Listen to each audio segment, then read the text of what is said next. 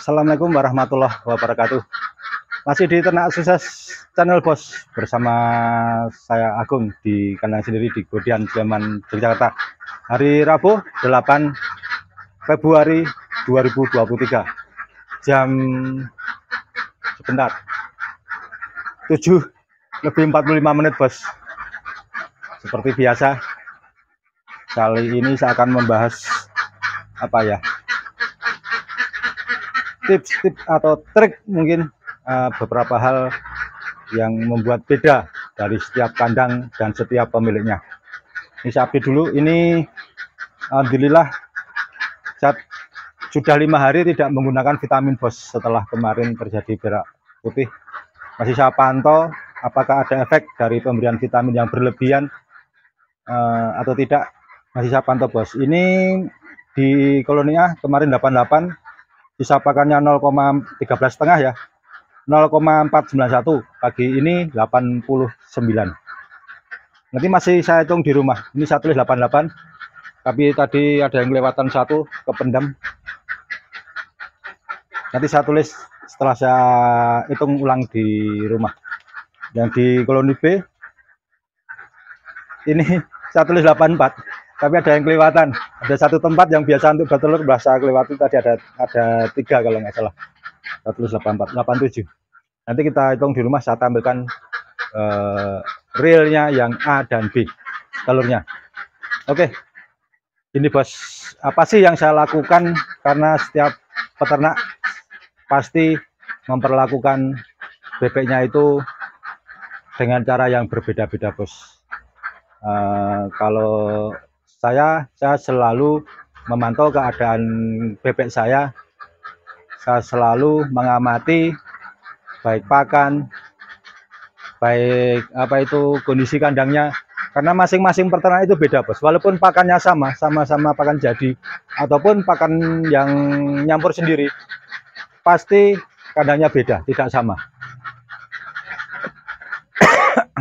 Sorry. Dan cuaca juga beda, lingkungan juga beda. Ada yang sudah kering total, kanan kirinya di pekarangan di tengah perkampungan ataupun di pinggir kampung, tapi sudah kanan kirinya kering, atau di tengah sawah, walaupun kandangnya kering tapi lingkungan sawah nanti akan merembes ke dalam. Itulah yang membedakan. Nah, apa sih selama ini yang saya gunakan, trik-trik atau tips yang saya gunakan selama ini hanya sharing ya Bos. Saya tidak ada maksud untuk menggurui, bukan. Ini yang saya lakukan, hasil pengamatan. Yang jelas saya bicara hasil dari yang saya alami dan yang saya alami dan saya amati, karena saya selalu memperlakukan dan mengikuti polanya bebek. Pertama kali bebek di kandang, saya pernah menyampaikan bahwa begitu masuk bebek di air minum, saya kasih air konsentrat Bos. Karena ini saya masih menggunakan ember, saya kasih 2 genggam 3 genggam pagi dan sore sampai 14 hari atau mencapai 50% untuk mempercepat produksi telur di uritannya kalau orang Jawa. Terus pakan saya lock jumlah banyak, karena rata-rata 13 kilo per 100 ekor per hari, saya kasih 17 kilo selama 5 hari. Hari ke-6 sudah normal di 13 kilo. Karena pakan jadi 13 kilo per 100 ekor per hari Bos. Kalau yang nyampur sendiri rata-rata di 16 kilo Bos. Kondisi saya selalu menciptakan kandang kering. Kalau ada yang lembab sedikit pun, saya akan berusaha untuk mengasih sekam. Sekali lagi, kondisi kandang satu tempat dan tempat yang lain jelas berbeda Bos. Jangan disamakan, karena yang tahu kondisi kita, yang tahu kondisi kandang sekali lagi dan bebeknya adalah peternaknya Bos. Itu yang saya gunakan. Vitamin selama ini saya menggunakan 3 hari sekali. Karena ini sudah produksi di 80%, vitamin saya kasih pagi hari selama 3 hari sekali, lalu sorenya saya kasih air konsentrat 1 genggam.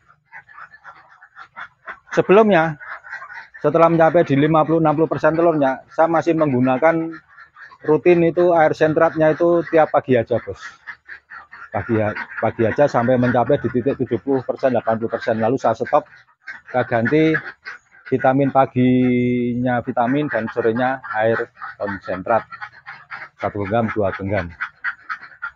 Nah, lalu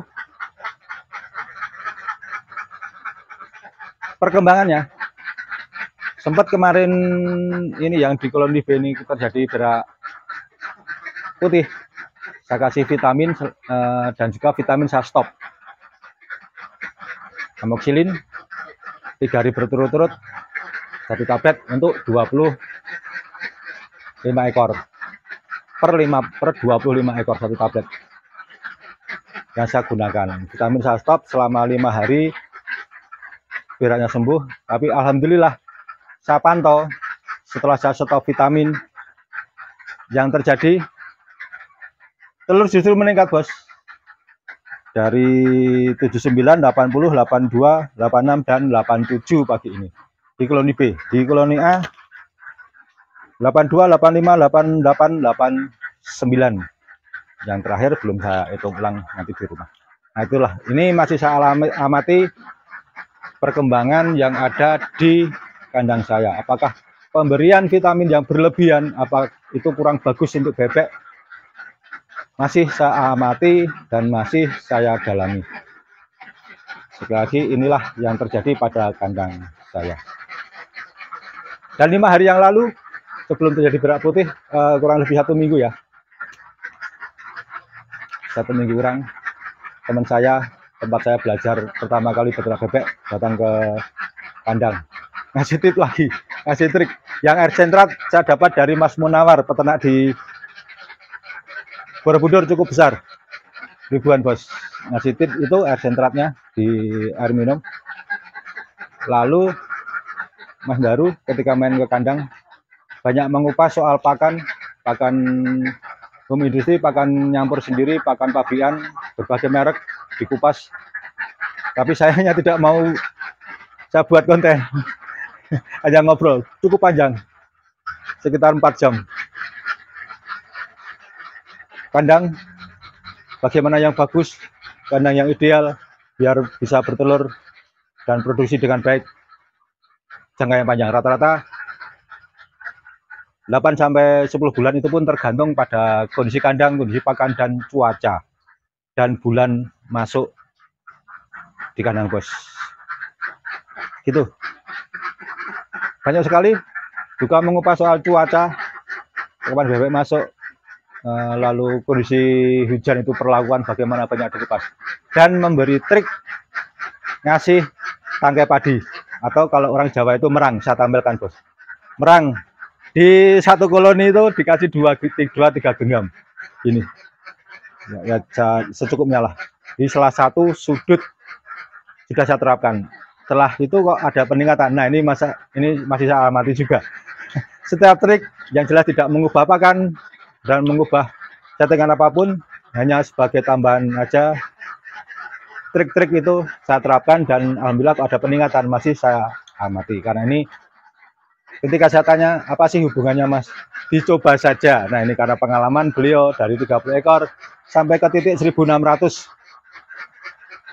Itu banyak pengalaman, banyak jam terbangnya sudah cukup tinggi, makanya dapat informasi seperti itu saya terapkan. Apakah ini memang terjadi peningkatan karena efek dari salah satu pengurangan vitamin dan penambahan merang atau tangkai padi.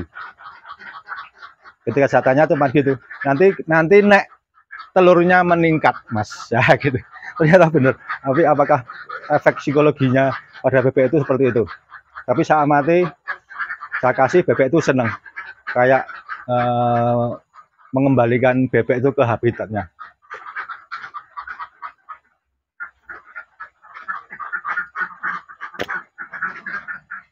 Itu bos. Jadi kayak semacam bebek itu biasa diangon di sawah, memakan itu padi, tangkai padi, butir padi dan sebagainya. Makanya diterapkan pakai merang, ditrik, diakali seperti itu. Bebek senang, nanti produksi telurnya meningkat. Tapi ini masih dalam pengamatan. Apakah benar sih? Tapi kecenderungannya alhamdulillah kok naik. Nah ini beberapa trik yang saya gunakan dan saya amati.